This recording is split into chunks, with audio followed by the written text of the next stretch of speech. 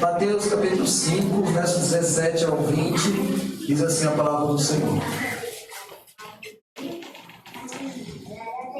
Não penseis que vim revogar a lei ou os profetas. Não vim para revogar, vim para cumprir. Porque, em verdade, vos digo que até o céu e a terra passem, nenhum ímpio ou um tio jamais passará da lei, até que tudo se cumpra. Aquele, pois, que violar um destes mandamentos, posto que dos menores, e assim ensinar aos homens, será considerado mínimo no reino dos céus. Aquele, porém, que os observar e ensinar, esse será considerado grande no reino dos céus. Porque eu vos digo que se a vossa justiça não exceder em muito a dos escribas e fariseus, jamais entrareis no reino dos céus. Amém. Vamos orar? Querido Senhor, nós estamos aqui reunidos e desejamos ouvir a sua voz. Que o teu Santo Espírito possa, Senhor, nos fazer compreender as verdades descritas nestes versos. Que a tua igreja seja abençoada, Senhor, e que todos possam, Pai, experimentar o teu Espírito Santo, abrindo o entendimento e dando ciência, conhecimento e tudo, ó Pai, que Jesus quer transmitir esta noite através, ó Deus, desta palavra. Nos ajuda, Senhor. Tire toda dispersão, traz a nossa mente cativa, a tua voz. Não deixe, Pai, que nada venha interferir na compreensão e que possamos aplicar verdadeiramente esta palavra em nossa vida, porque nós desejamos ser participantes do reino dos céus. Abençoa, pois, ó Deus, a todos nós, e em especial, Senhor, eu te peço por mim, ajuda-me nesta hora. Traz, ó Deus, tudo aquilo, ó Deus, que já revelaste ao meu coração, para que a tua igreja seja edificada e o teu nome seja exaltado, e que tu, ó Deus, cada dia mais cresça, Senhor, em adoração por cada um destes corações que estão a ouvir a tua palavra. Pai, eu te queria esta noite, abençoa-nos, ó Pai, em nome de Jesus Cristo. Amém. Amém, irmãos? Podem sentar, deixe sua Bíblia aberta aí, nestes versos.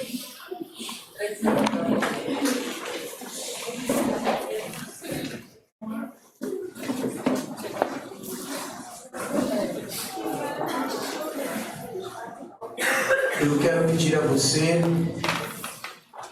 que, em nome de Jesus, você preste bastante atenção, se concentre o máximo possível, tá? Em nome de Jesus.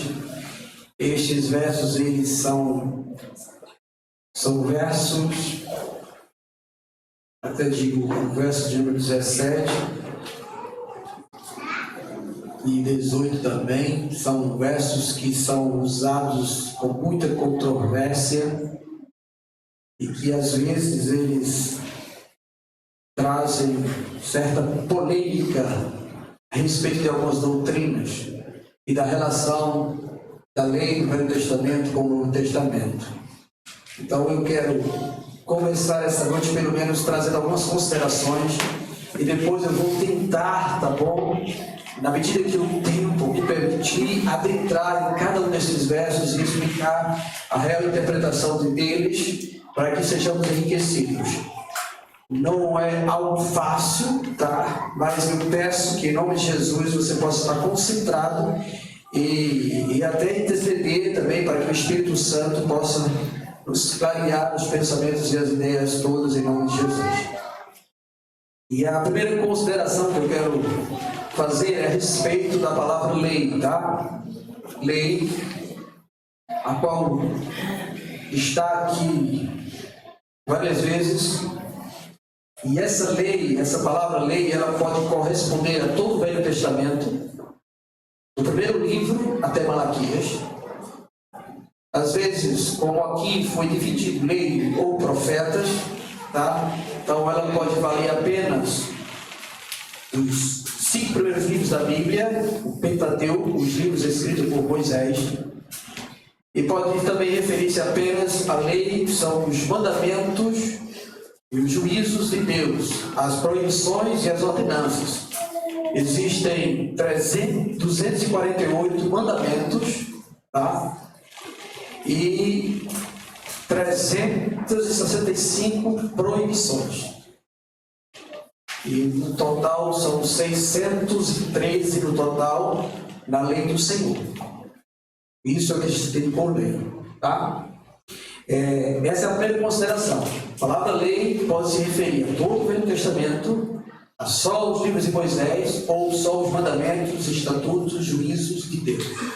Lembre-se disso aí. Em segundo lugar, a lei, ela foi dada por Deus.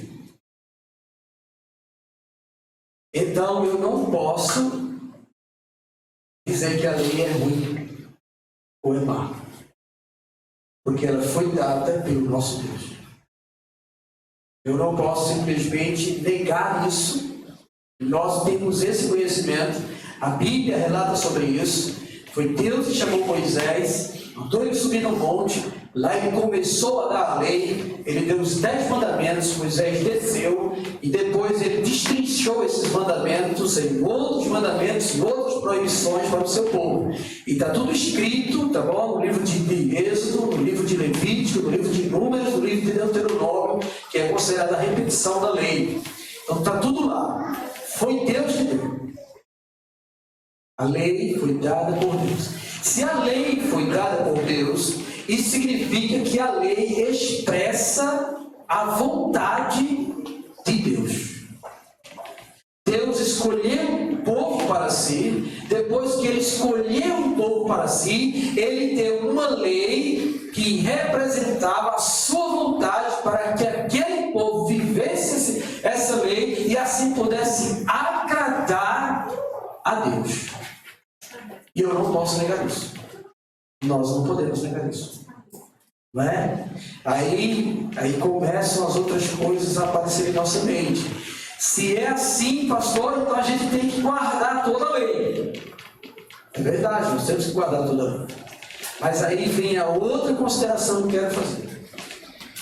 A Bíblia diz que não há um justo sequer sobre a terra.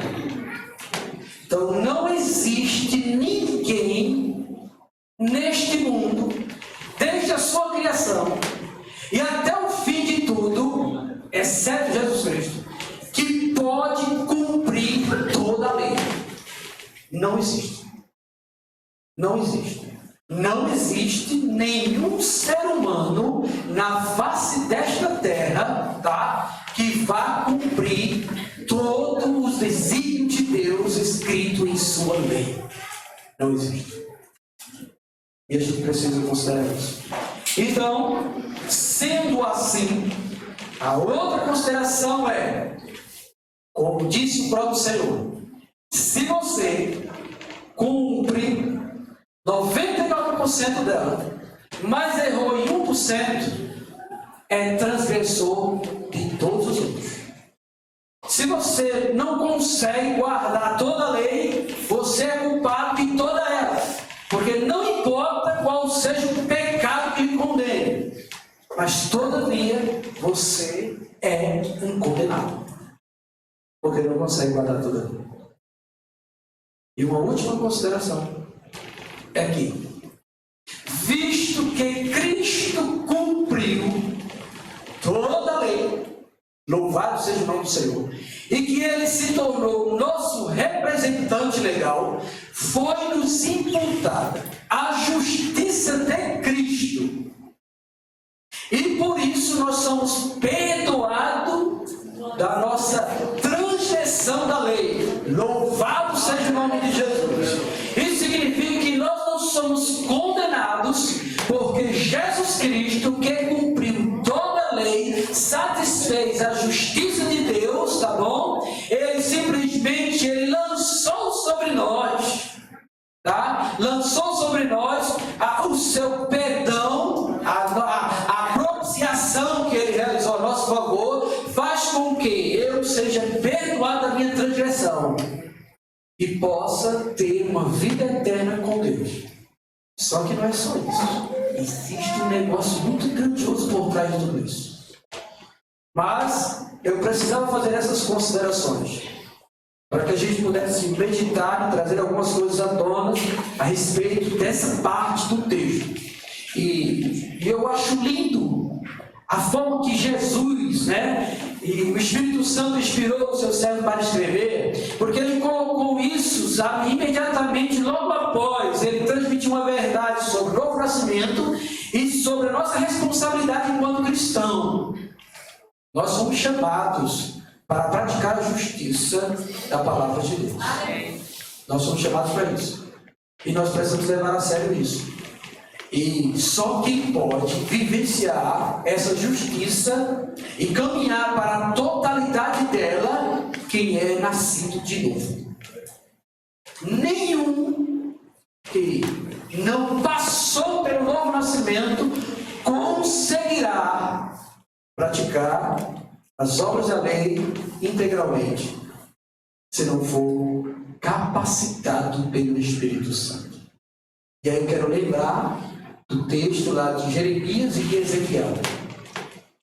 Eis que virá dias em que eu, o Senhor, estabelecerei uma nova aliança, não como eu fiz com os pais antigos, mas essa aliança que eu vos faço é: eu trocarei um coração de pedra e colocarei um coração de carne, e dentro deste coração de carne eu colocarei os meus mandamentos, estatutos e juízos, para vocês observarem, e ainda colocarei o meu Espírito dentro de vós, e aí então vós sereis o meu povo, e eu serei o vosso Deus.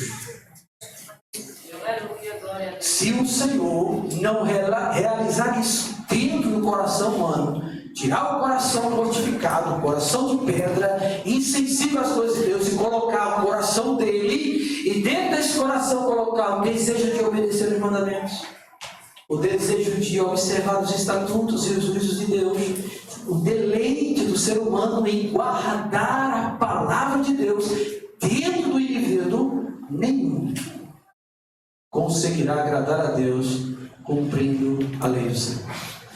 Ninguém. E para nos auxiliar, ele ainda coloca o seu Espírito. Se não fosse isso, ninguém conseguiria agradar a Deus cumprindo os mandamentos da lei. Vocês entenderam isso? Muito bem. E agora vamos pensar no texto. Vamos pensar no que Jesus está dizendo.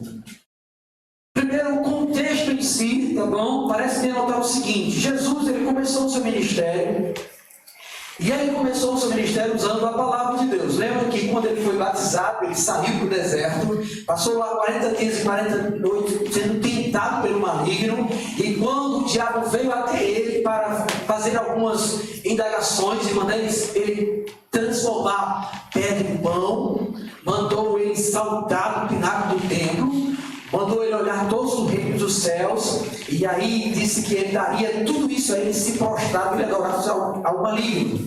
O que foi que Jesus fez? Jesus pegou a Escritura, a lei, a palavra de Deus, e ele rebateu tudo dizendo assim: está escrito,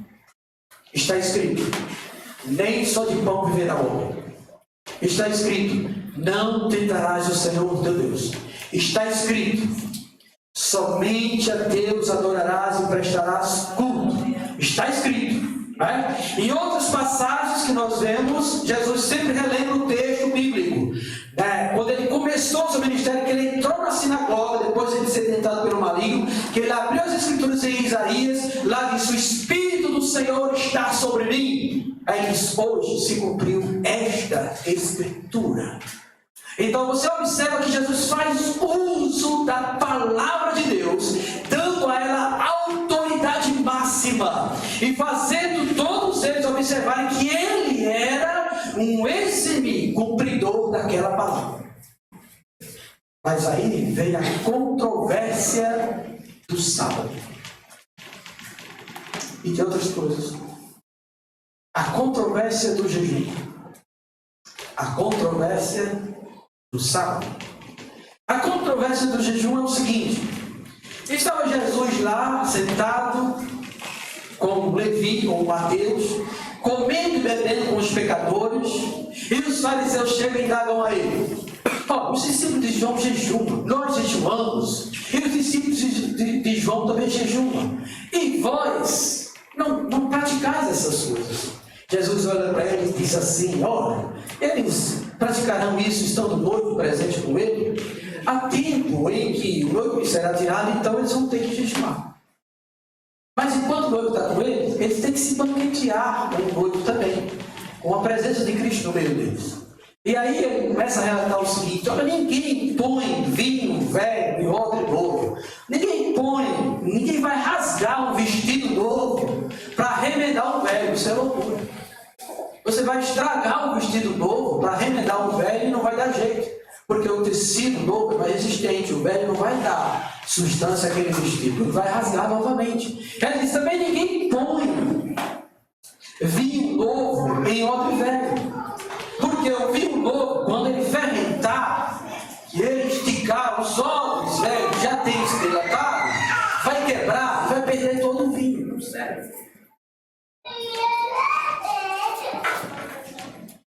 Se põe vinho novo em odre novo. Porque o vinho novo, quando botado naquele tambor de madeira nova, que ele fermentar e dilatar, a madeira vai acompanhar também. Então se conserva o vinho e o odre, e aí dá tudo certo. Ele estava lançando os fariseus, dizendo assim: olha, a minha doutrina é uma novidade para vocês, e vocês, por gostarem do que é velho, não vão desejar essa doutrina, não vai servir para vocês. É melhor ser assim. Aí eles ficaram furiosos com isso, saíram acompanhando Jesus. Depois disso, era dia de sábado. Jesus com seus discípulos começaram a colher espiga para comer. Eles estavam com fome, então foram comer. Aí eles começaram a questionar novamente a respeito disso aí. Antes de eu concluir a parte do jejum, vocês sabiam que só existe uma ordenança sobre jejum na lei do Senhor? Só existe uma ordenança do jejum na lei do Senhor, que é no dia da expiação, no dia em que é perdoado o pecado de toda nação tem que jejuar. Mas os outros dias, foram colocadas e inseridas pelos próprios homens, pela tradição humana. E não que Jesus fosse contra, porque até também ele abaliza jejuar para expulsar demônios, ou casta de demônios. Mas a ordenança mesmo sobre o jejum é só no dia da expiação. Na lei do Senhor, só existe este dia em que toda a nação jejua.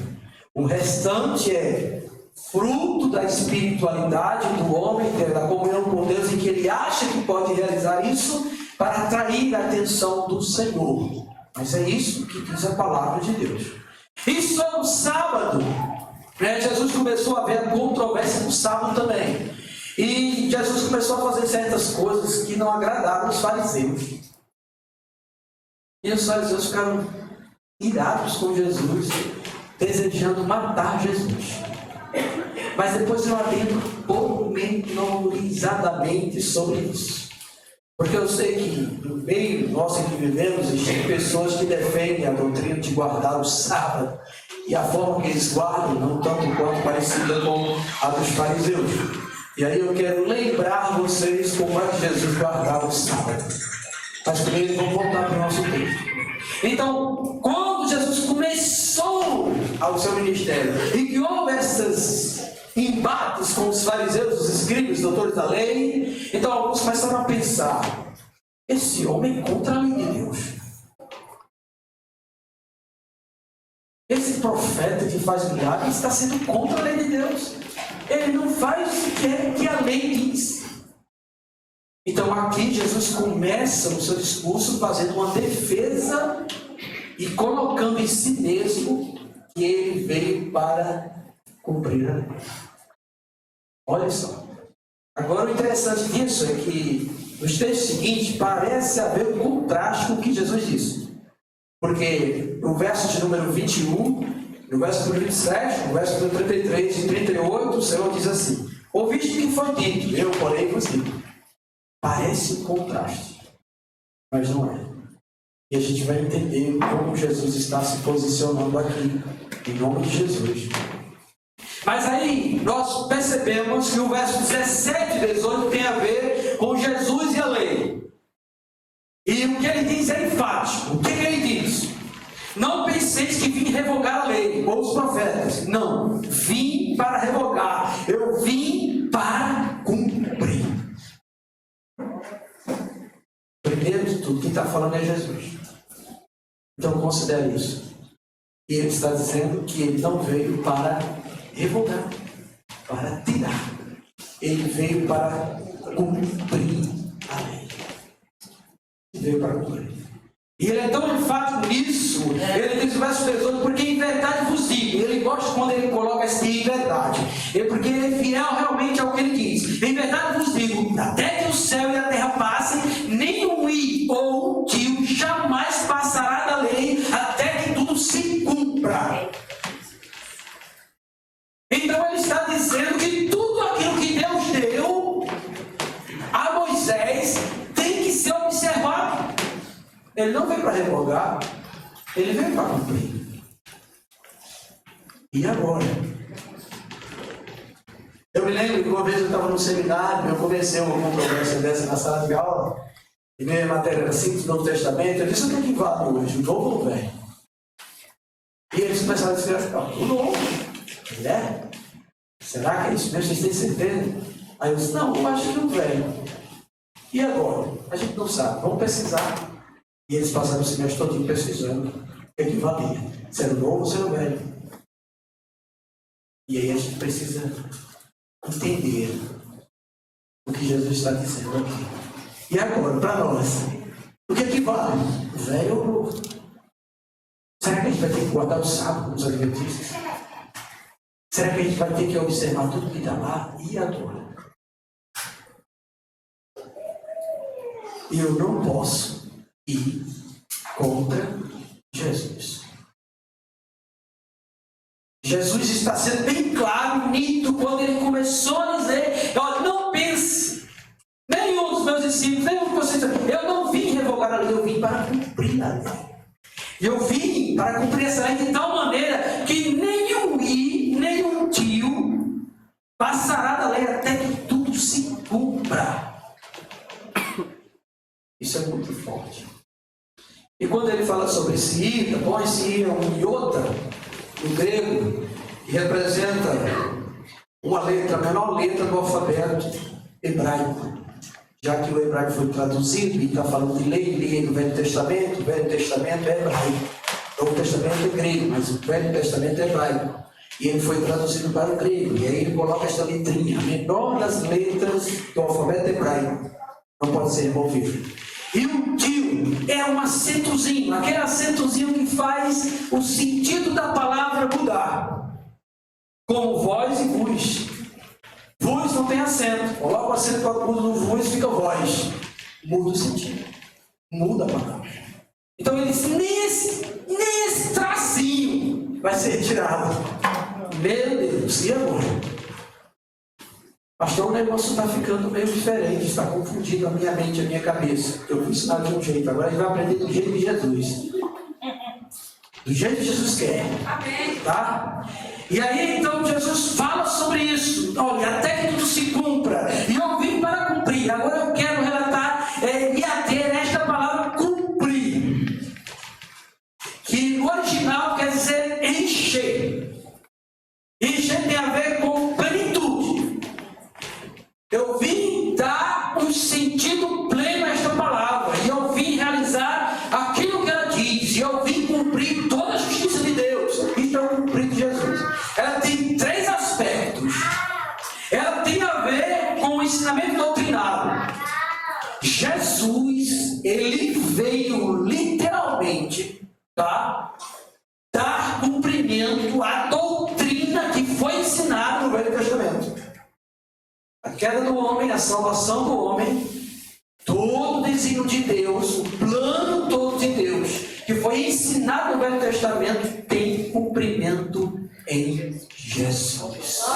Aleluia, glória a Deus. Vocês lembram disso? Vocês lembram de tudo que foi dito a respeito de Jesus? Lembram lá da queda de Adão, quando Deus dá um castigo a cada um, e ele diz: da semente da mulher. Já começou ali. A doutrina da salvação já começou no planejamento da fundação do mundo. Mas na Escritura, escrito, já começou aí. Da semente da mulher nascerá um que vai esmagar com a cabeça. Jesus é o cumprimento dessas doutrinas todas. Louvado seja o nome do Senhor. Ele é o cumprimento. Segundo sentido, ele veio cumprir as profecias que foram preditas. Todas elas. Então, ele, quando diz, eu não me revogar, eu cumprir, também está enfatizando que nele serão cumpridas todas as profecias mencionadas pelos profetas em toda a Sagrada Escritura do Velho Testamento. Então, vocês lembram algumas profecias? Vamos lembrar algumas profecias? A profecia dada a Abraão, quando ele diz assim, quando ele vai sacrificar Isaac, ele diz, o Senhor proverá o cordeiro para si. Jesus é o cordeiro enviado por Deus para satisfazer o próprio Deus. Já começou aí. Aí vem a profecia da cidade onde ele vai ser, onde ele nasceria. E tu, Belém Efrata, povo, menores da de Judá, de ti sairá o Salvador. Aleluia, glória a Deus. Não foi em Belém que ele nasceu?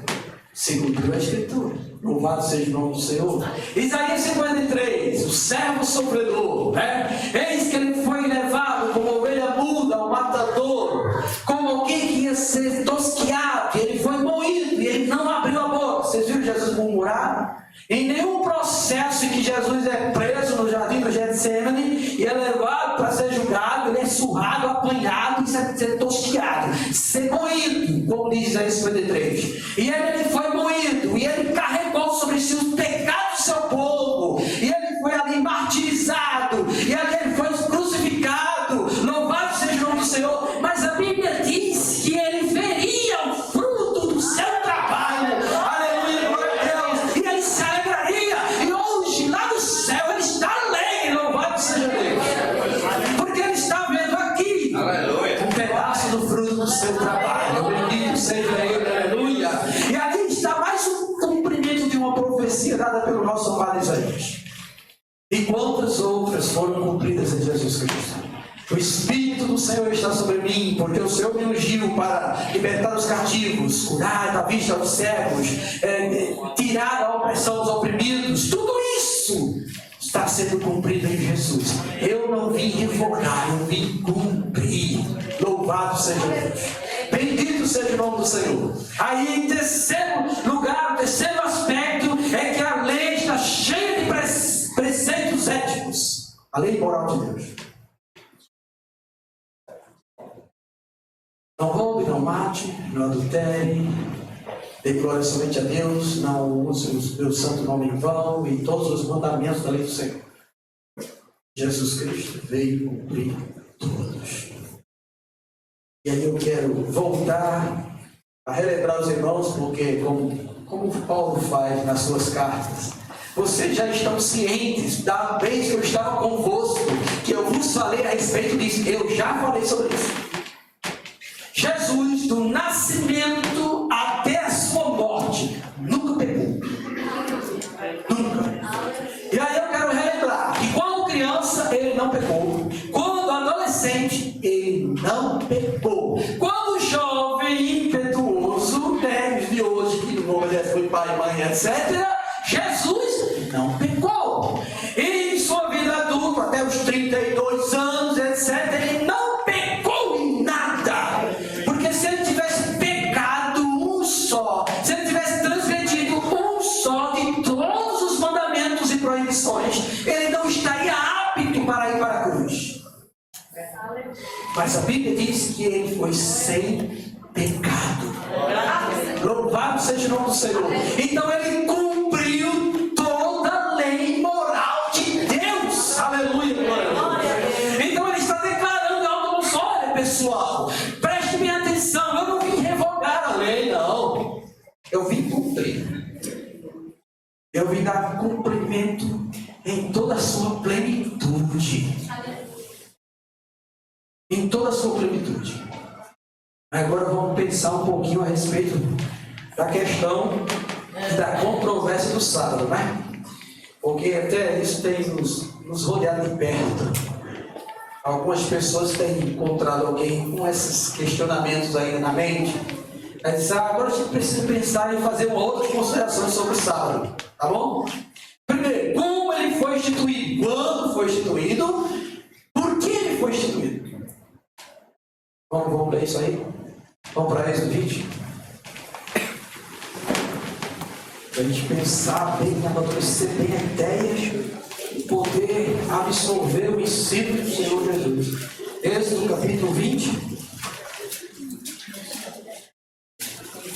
versículo número 8. É vizinho a gente lá no começo da Bíblia. Ajuda aí, tá bom? Seu irmão encontrar rapidinho. Eu aproveitar um tempo aqui, louvado seja Deus. Êxodo capítulo 20, verso 8. Glória a Deus. Amém, todos? Amém. Diz assim a palavra do Senhor. Se seu vizinho não achou isso, mas só ajuda ele, tá bom? Pela companhia. Lembra-te do dia de sábado para o santificar. 6 dias trabalharás e farás toda a tua obra. Mas o 7º dia é o sábado do Senhor, teu Deus. Não farás nenhum trabalho, nem tu, nem o teu filho, nem a tua filha, nem o teu servo, nem a tua serva, nem o teu animal, nem o forasteiro das tuas portas para dentro. Porque em 6 dias fez o Senhor os céus e a terra, o mar e tudo que neles há. E o 7º dia descansou. Por isso o Senhor abençoou o dia de sábado e o santificou. Eita glória a Deus. Louvado seja Deus. Bem, a primeira coisa que a gente vê aqui é Deus mencionando sobre isso. Que esses 6 dias a gente trabalha, e no 7º há um descanso. E esse descanso é ordenado para a gente santificar esse dia. E aí ele diz, não faça nenhum trabalho, nem você, nem seu filho, nem sua filha, nem a mãe, nem isso, nem aquilo. E agora, a gente faz isso ou não? A gente segue isso ou não? Como é que a gente vai entender isso aqui? Eu quero ler um outro texto a respeito desse também, que se encontra em Deuteronômio capítulo 5. Vamos lá. Deuteronômio capítulo 5, verso 12.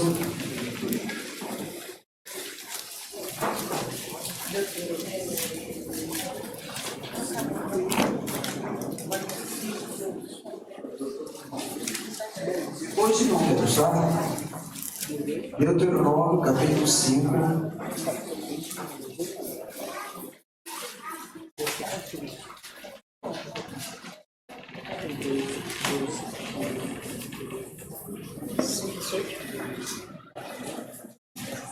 Deuteronômio capítulo 5, versículo de número 12.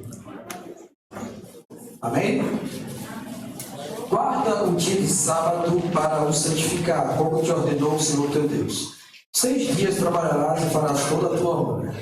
Mas o 7º dia é o sábado do Senhor teu Deus. Não farás nenhum trabalho, nem tu, nem teu filho, nem a tua filha, nem o teu servo, nem a tua serva, nem o teu boi, nem o teu jumento, nem um animal algum teu. Nem o estrangeiro das tuas portas para dentro, porque para que o teu servo e a tua serva descansem como tu. Porque te lembrarás que foste servo na terra do Egito, e que o Senhor teu Deus te tirou dali com mão poderosa e braço estendido, pelo que o Senhor teu Deus te ordenou que guardaste o dia de... Muito bem. Primeiro de tudo que a gente observa é que, quando Deus dá ordem, em Êxodo capítulo 20, Deus dá ordem para que haja um descanso, e nesse descanso o povo se lembre que Deus é o Criador. Ele diz isso. Porque em 6 dias Deus criou o mundo, mas no 7º ele descansou. Então por isso você deve guardar o dia de sábado. Lembra de Deus no aspecto da criação. Deuteronômio capítulo 5 já mudou o foco um pouquinho. Guarda o sábado para que você se lembre que você é um escravo e que Deus te libertou, te resgatou. Então, o motivo, tá bom, para que haja um descanso, para que a gente possa celebrar o dia do Senhor, é por conta, primeiro, para a gente lembrar de Deus como Criador e de Deus como nosso libertador e resgatador. Por isso que a gente tem que tirar um tempo para fazer isso, tá? Mas ele fala isso enfaticamente na questão do sábado, porque ele sabe que a gente precisa trabalhar. E a gente vai trabalhar para ganhar nosso pão. Então ele quis, nesse meio tempo, dar um dia especial para o povo parar de trabalhar para lembrar um pouquinho de Deus. Essa era a ideia. E também lembrar que Deus é o nosso libertador. Tem a ver com isso. Nós somos criados por Deus, toda a criação foi criada por Deus, isso inclui nós também. E devido ao nosso pecado, que nós somos escravos do pecado, há a libertação. Jesus Cristo faz as duas coisas. E Ele é o próprio Criador e sustentador de todas as coisas, né? Então, vocês observam, tá bom, que Deus dá essa ordem ao seu povo. Muito bem, estaria Deus errado em fazer isso? Outra menção que eu preciso falar é que esse sábado, que aqui é o sábado, é uma palavra designada para você realmente trabalhar 6 dias e no 7 descansar. Nós temos sábado, domingo, segunda, terça e etc. hoje no nosso calendário, porque isso foi criado depois. Mas havia o dia tal, dia tal, dia tal, dia tal e o sábado. Era o 7º dia. Era assim que era contado lá no negócio dele lá. É como também a gente observa a questão do mês, o mês de Abib, o mês de Tisrei, o mês de não sei o quê. E o mês dele às vezes envolve 2 meses nossos. Por isso que o Natal não foi em dezembro, foi em setembro e outubro. Porque era um mês que estava acontecendo aquele evento ali. Então a gente tem que olhar tudo isso, tá bom? Para poder esclarecer as coisas direitinho. Mas vocês observam que Deus diz para eles não fazer nenhum trabalho, trabalhar. Mas parar um pouquinho para lembrar de Deus, da criação de Deus e lembrar da libertação que Deus fez em prol deles. Esse é o objetivo, tá? Para eles. E eu quero lembrar também que nesse tempo aqui não tinha esse negócio de energia elétrica. Um dia para eles era logo cedinho, 6 horas da manhã, até 6 horas da noite. Aí a escuridão tomava conta de tudo.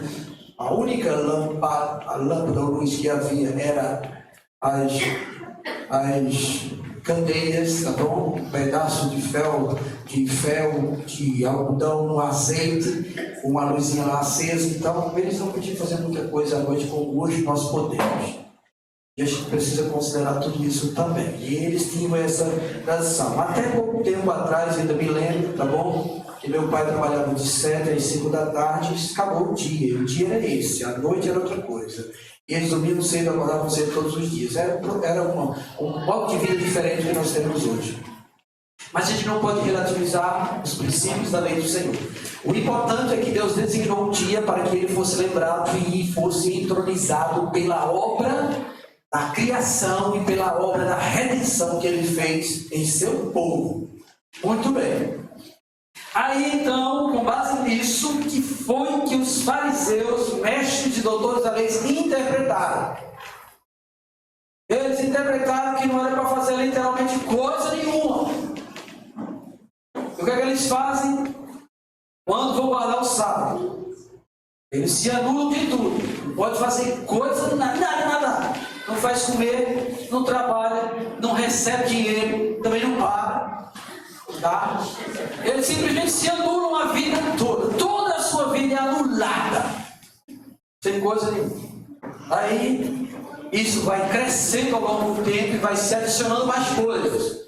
Quais são as coisas? Tem que jejuar o dia todo, de tal hora até tal hora, para guardar o dia do sábado. Ele não pode fazer esforço nenhum. Não é para fazer nada. Nada.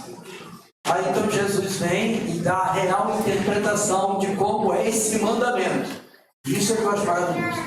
Jesus ensinando a eles não querem aprender, mas Jesus está ensinando a eles. Vamos lá para o Evangelho de Marcos. Evangelho de Marcos, meu Deus. Deus me ajude a isso.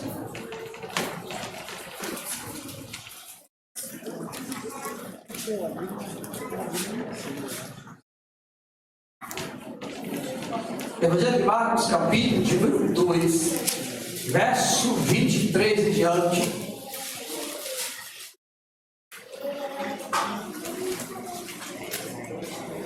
Lembre-se, tá bom? Que antes disso, Jesus está combatendo com os fariseus, o modo deles entenderem as Escrituras. Aí aqui vai se referir precisamente ao dia de sábado. Marcos, capítulo 2, verso 23. Amém, todos? Todo mundo achou de verdade mesmo? Diz assim a palavra do Senhor. Ó, aconteceu atravessar Jesus em dia de sábado. As searas e os discípulos, ao passarem, colhiam.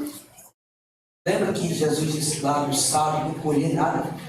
Nem tu, filho, nem tu, nem você vê? Olha Jesus, olha o que Jesus está fazendo. Olha o que Jesus está fazendo.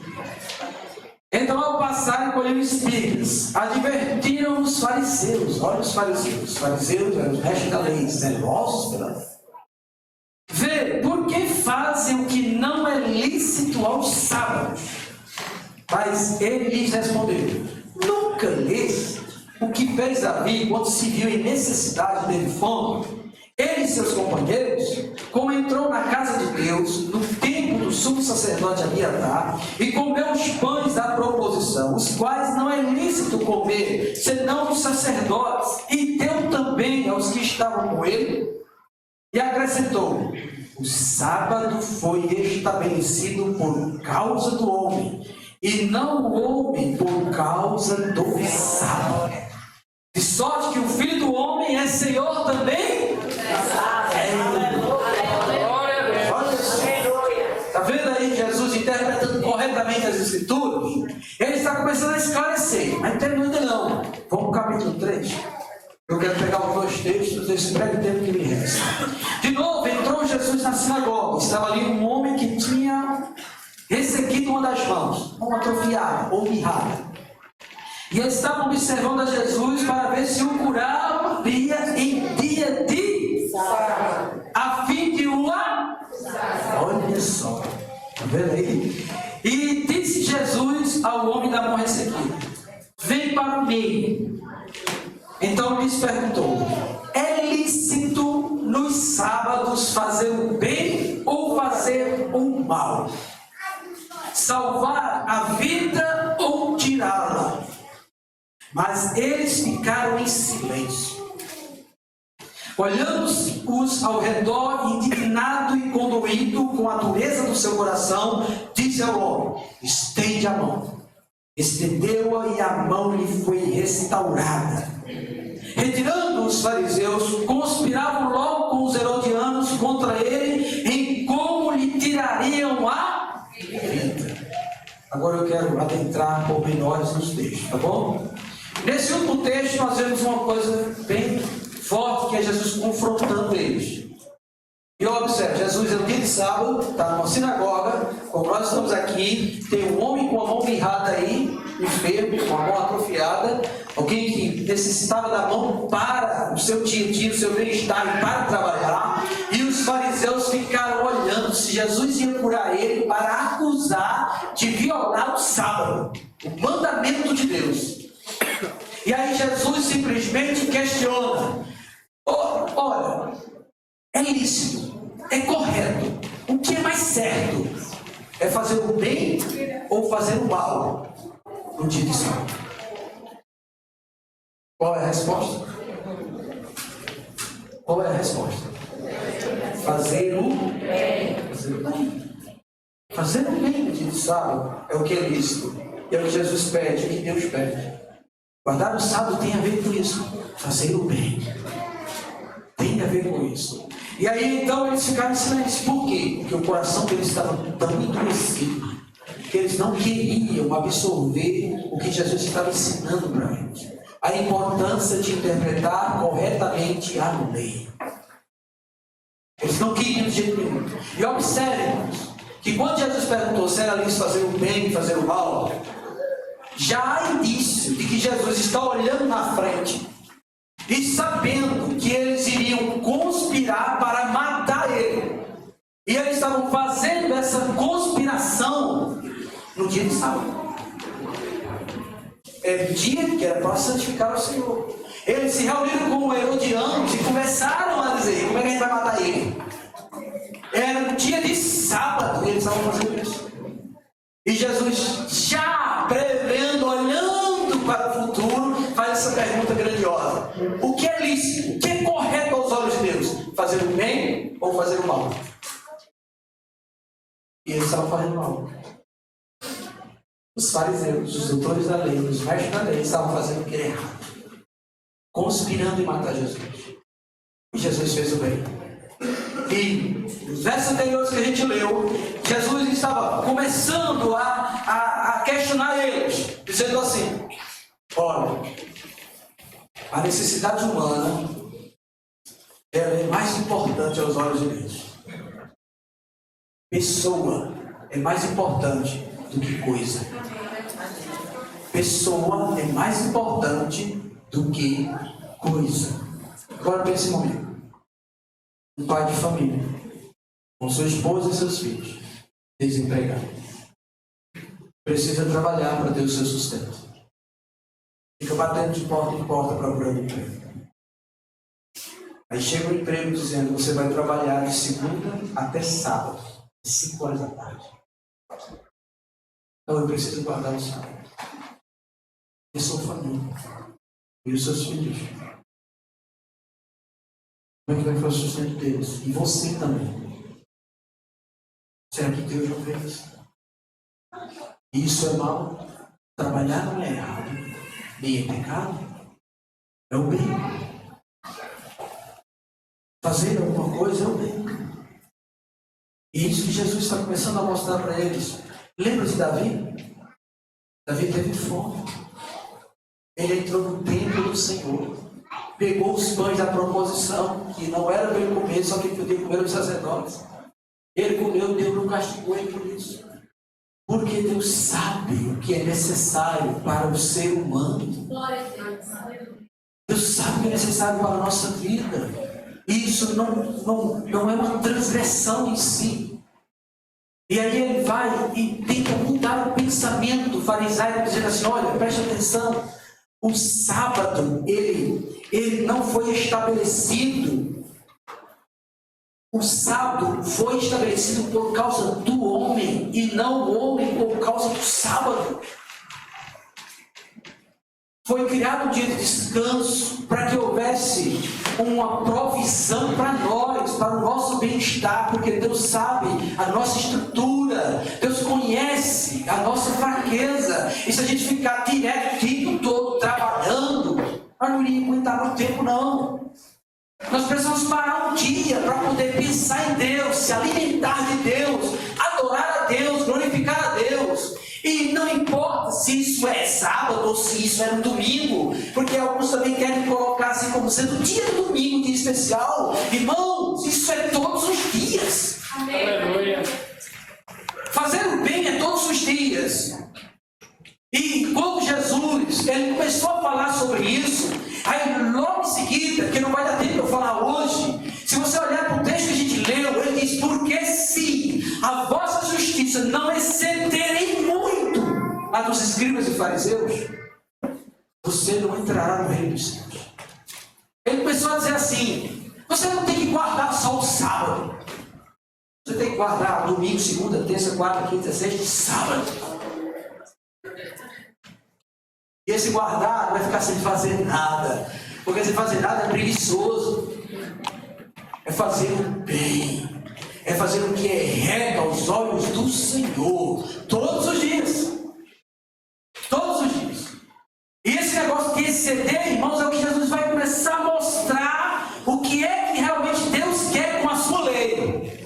E aí ele vai falar sobre a ira, sobre o divórcio, o adultério, né? Ele começa a mostrar qual é o objetivo da lei e como ela deve ser vivida. E ele começa a falar assim: olha, se alguém dizer, foi dito assim, não matarás, mas porém eu vos digo, se alguém tiver raiva, já errou, porque tem que exceder em muito ao entendimento que os fariseus tinham da lei.